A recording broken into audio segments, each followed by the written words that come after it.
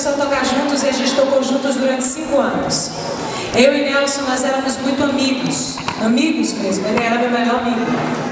E o Nelson tinha um amigo também que tocava bateria com a gente e ele estava envolvido com drogas. A esposa dele chamou o Nelson para tomar estudo bíblico para influenciar esse amigo. Nelson aceitou, mas Deus já tinha um plano tão grande na vida de Nelson que no primeiro estudo bíblico dele, Nelson já fumava 18 anos. No primeiro estudo bíblico ele parou de fumar. E Deus foi fazendo assim grandes maravilhas na vida dele. E ele foi ficando muito convicto de que era aquilo que ele queria. Ele ia para a banda, para ensaio, a gente queria fumar, a gente queria beber, a gente queria curtir, e o Nelson queria estudar a Bíblia com a gente. Conhecereis a verdade, Nelson ele ficou insuportável. Para vocês terem noção, ele ia para o ensaio de roupa de crente, roupa de sábado. Ele tinha o cabelo rastafari, ele criou o cabelo durante 12 anos. Aí ele cortou o cabelo, o ombro ficando tão diferente. E eu dizia, meu Deus, o que é que estão fazendo? Estão fazendo lavagem cerebral com esse homem, né? Que eu não conseguia compreender. Eu era espírita, então eu não aceitava nada do que ele me dizia, mas ele sempre convidando a gente para ir para a igreja e tal. A gente curtia muito com ele, mas ele não estava nem aí, sabe? Não ligava. A gente começou a namorar, eu e ele.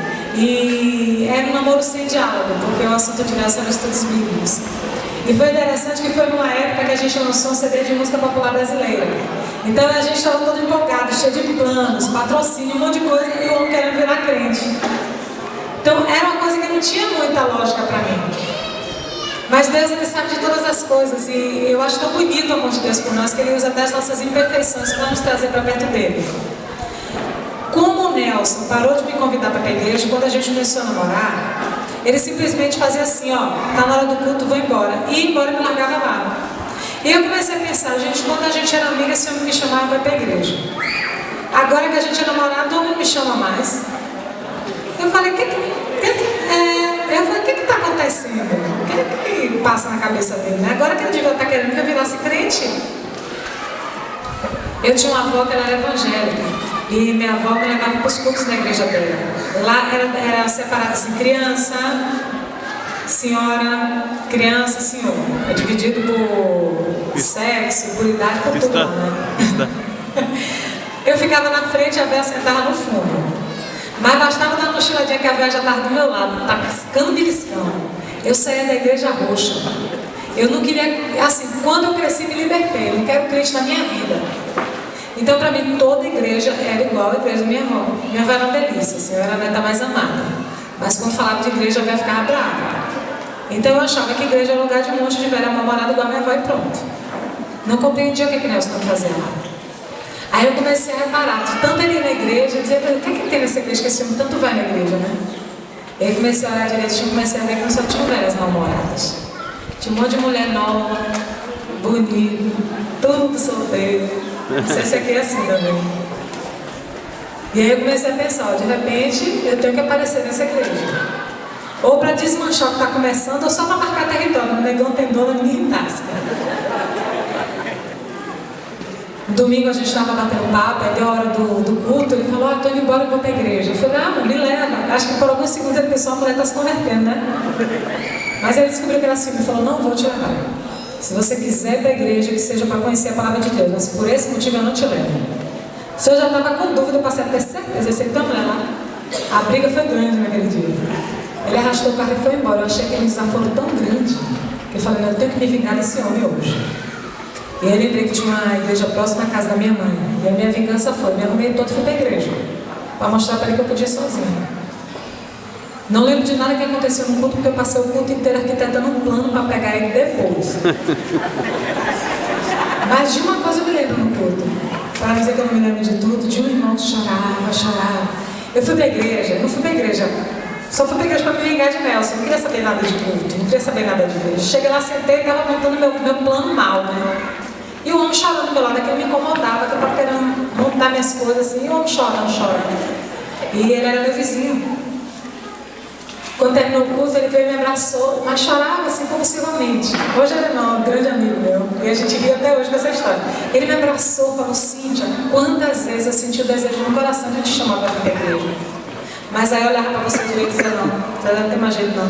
Vou chamar não. Nunca me chamou para ter igreja.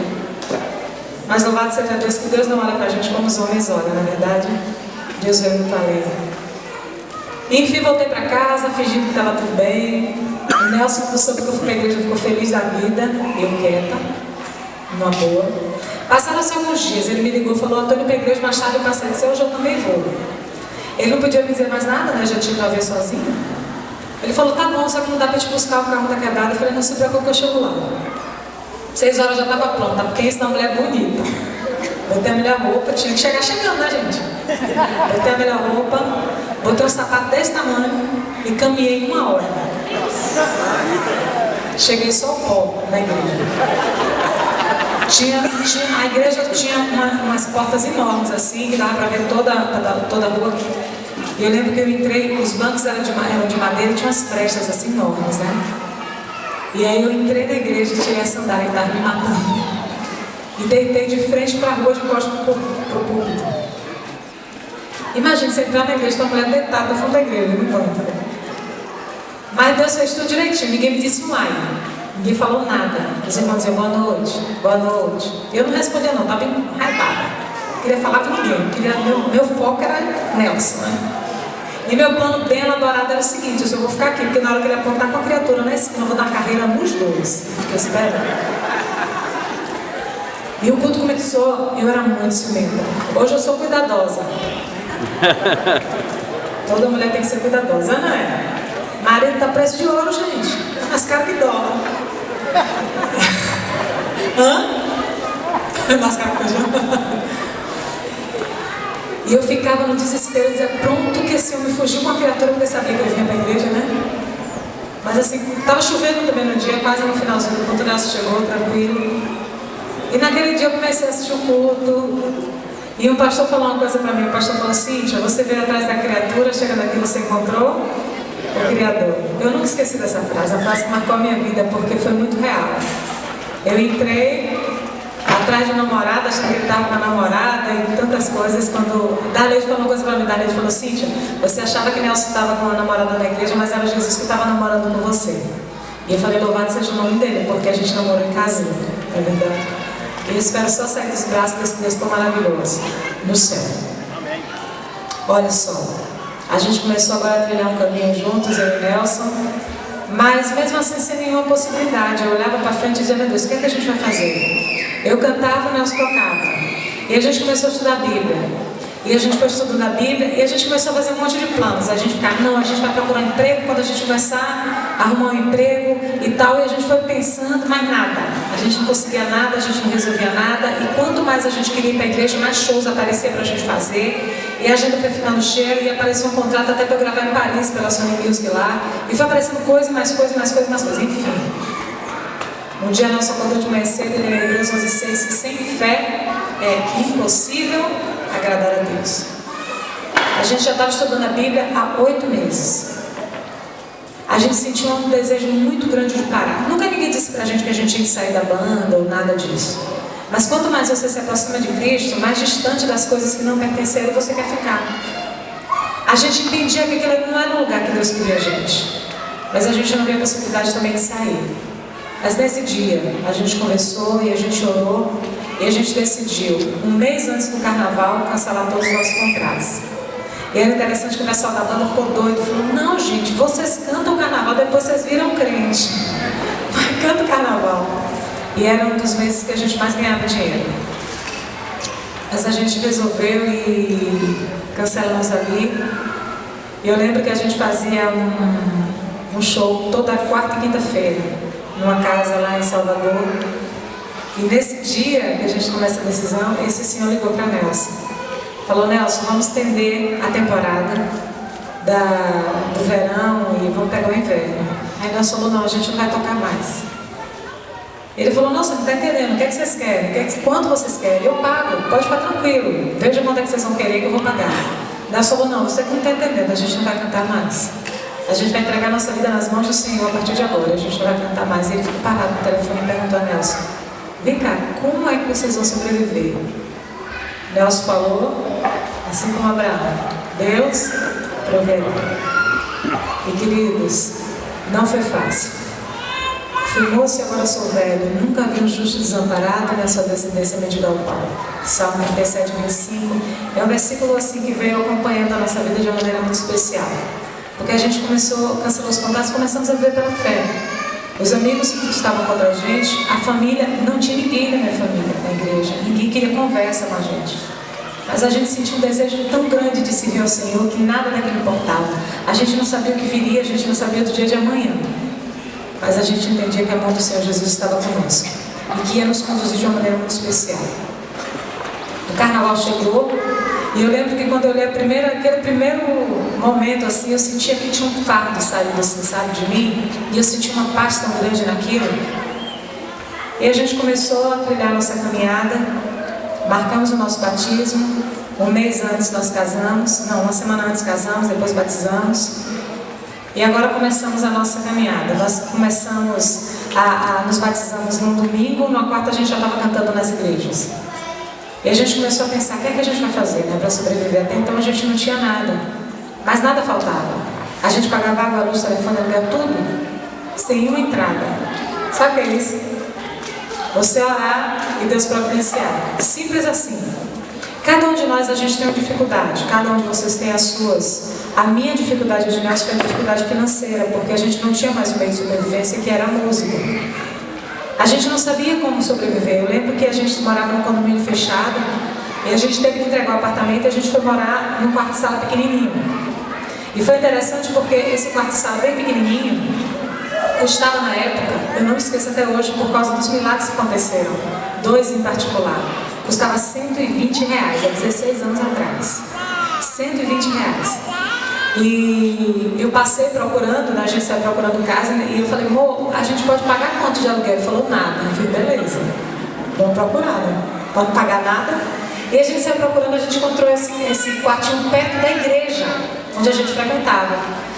E aí a mulher falou, é R$120. Eu fiz, ó, segura que segunda-feira a gente vem aqui. Nelson olhou pra mim e disse, segunda-feira a gente tá aqui. Pode segurar? Ela falou, posso. Aí, isso era na sexta-feira de manhã, ele falou, sim, a gente vem aqui como? Eu fiz, amor, você falou que Deus proverá, Ele vai prover. A gente não tem outra opção, é só essa que a gente tem. A gente voltou para casa e o irmão ligou pra gente, pedindo pra gente cantar na igreja dele. Falei, não, vamos. Ele, vocês almoçam aqui com a gente, eu disse, beleza. E a gente foi cantar lá, a gente não comentou nada da nossa vida, a gente foi cantar e a gente conversou. E tinha uma irmã que era dona de uma escola de música.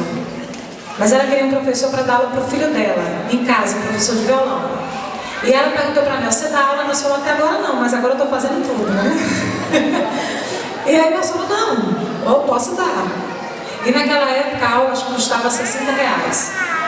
E aí nós falamos, não, eu vou. Ela falou, segunda-feira você pode? Amanhã ele falou, posso. Aí quando foi segunda de manhã, Nelson foi lá dar aula. E aí Nelson foi dar aula, quando o Nelson chegou, ela falou, Nelson, aqui, eu dei R$60 para Nelson. Quando nós terminamos de dar aula, que foi saindo, ela chamou e falou, Nelson, toma aqui mais 60 adiantado. O 127 para a gente poder entrar na casa. E a gente entrou. Sabe, queridos, a gente tinha 2 filhos, a gente se alimentava e a gente pagava todas as nossas contas todo mês. A gente orava e Deus mandava. Aparecia dinheiro debaixo da porta, apareceu dinheiro na minha conta. E tantos milagres. Só que assim, muitas vezes a gente entrega a vida nas mãos de Deus com a mão e segura com a outra. A gente não queria só receber milagre, a gente queria fazer alguma coisa. E eu e Nelson, a gente ficou desesperado. Vamos trabalhar, a gente precisa trabalhar. E eu lembro que me deram remédios naturais para vender. Eu não entendia nada de remédio natural, mas decorei tudo e saí para venda. Descobri que sou uma boa vendedora, vendi bastante. Quando eu estava empolgada, me sentindo a vendedora, é a bênção de Deus, é isso aqui que Deus quer para mim. O povo começou a ligar para mim, todo mundo passando mal com os remédios que eu tinha vendido. Eu fiquei apavorada e desisti. Não foi o remédio, fui eu, alguma coisa aconteceu. E aí eu não vendi mais. A gente encontrou 2 irmãs que trabalhavam com queijo, requeijão, manteiga. E a gente pegava aquilo ali, botava num monte de caixa e saía de porta em porta. As pessoas que conheciam a gente se escandalizavam, diziam, gente, como é que pode? Vocês saem dos palcos para isso aí? Ninguém entendia, mas a gente tinha uma alegria tão grande de fazer aquilo. Porque quando a gente saía dos palcos, a gente ia para os melhores hotéis das cidades. Mas quando a gente colocava a cabeça no travesseiro, que as luzes se apagavam, era como se tivesse acabado tudo. A gente corria atrás da fama, do sucesso, do dinheiro, a gente conseguia aquilo, mas era como se a gente estivesse carregando alguma coisa na peneira, sabe? Água na peneira. Não segurava, faltava, a gente não conseguia. Mas quando a gente vendia aqueles queijinhos que a gente voltava para casa, cheio de carro no pé, às vezes vendia bastante, às vezes não vendia nada, que a gente colocava a cabeça no travesseiro, a gente sentia uma paz tão grande, porque a nossa esperança não estava naquilo que a gente estava fazendo, e sim no Deus poderoso, que tem coisas muito maiores e melhores preparadas para cada um de nós. A gente sentia esse alívio, a gente sentia essa paz tão grande, sabe? Mas o Nelson, meu esposo, ele comia mais queijo do que a gente vendia. Faliu a empresa. Antes de começar, faliu. Come um queijo doido, ficou em pé dele sem parar. Mas ele era doido por queijo. Enfim, nada dava certo. Até que a gente parou, se aquietou, lançou sobre o Senhor toda a nossa ansiedade e deixou que Ele cuidasse de nós. E aí, cantando numa igreja, lá em Salvador, o pastor Eli Rocha, era diretor da Rádio Novo Tempo de Salvador, nos convidou para gravar o nosso primeiro CD. A gente não sabia o que viria pela frente, mas Deus já tinha um projeto para a nossa vida. Passamos 8 meses pensando o que é que a gente vai fazer para sobreviver, quando Deus já tinha todo um projeto para a nossa vida. Deus tem sonhos lindos para a vida de cada um de nós. Ele tem cuidado da vida de cada um dos seus filhos. Sabe, o problema é que a gente tenta resolver as coisas com as nossas próprias forças, quando na realidade a gente não tem força nenhuma. Eu lembro muito da história de Davi e Golias, quando lá em 1 Samuel 17, aquela guerra tão grande, e Davi ali lança uma das maiores declarações da Bíblia. Quando ele disse para o gigante: olha, você vem contra mim com lança, com espada, com escudo. Eu, porém, vou contra você no nome do Senhor dos Exércitos. Uma pedrinha na mão de Davi se transformou numa arma mortal. E uma guerra foi vencida pelo poder do Senhor dos Exércitos. Quando eu e Nelson a gente tomou essa decisão, lá na nossa cidade fizeram até bolão. Não vai durar um, sabe o que é bolão, gente? Apostas diziam que a gente não ia durar 1 ano. Já são 16 anos, pela graça e pela misericórdia do Senhor. Nossos filhos, na época, 2 anos, minha menina tinha, agora ela está com 18 anos. O menino tinha 10, agora o filho de Nelson, né, que é nosso filho também, tinha 10, agora está com 26, terminando a faculdade. A gente nunca imaginou nada disso. A gente já gravou 3 CDs, 2 DVDs, estamos no Novo Tempo, nada disso a gente buscou, mas Deus deu pra gente. Os planos de Deus, os sonhos de Deus são muito maiores. A gente só precisa entregar as nossas lutas, as nossas batalhas na mão dEle. Ele é o Deus que vence todas as guerras. A maior guerra, Ele já venceu na cruz do Calvário. Até Jesus voltar, a gente vai ter grandes batalhas. Mas se colocarmos essas batalhas nas mãos do Senhor, com certeza já somos muito mais que vencedores. Ele tem vencido todas as nossas batalhas. E é por isso que nós estamos aqui. É por isso que eu estou aqui hoje contando para você que o meu Deus é um Deus de misericórdia. É um Deus vencedor, é um Deus que nunca perdeu a batalha, é o Senhor de todas as batalhas. Entrega a sua vida para ser restaurada pelo Senhor Jesus. Entrega os seus sonhos, os seus planos às mãos do Senhor Jesus. Entrega as suas batalhas para serem vencidas pelo nome do Senhor dos Exércitos. Amém? Amém.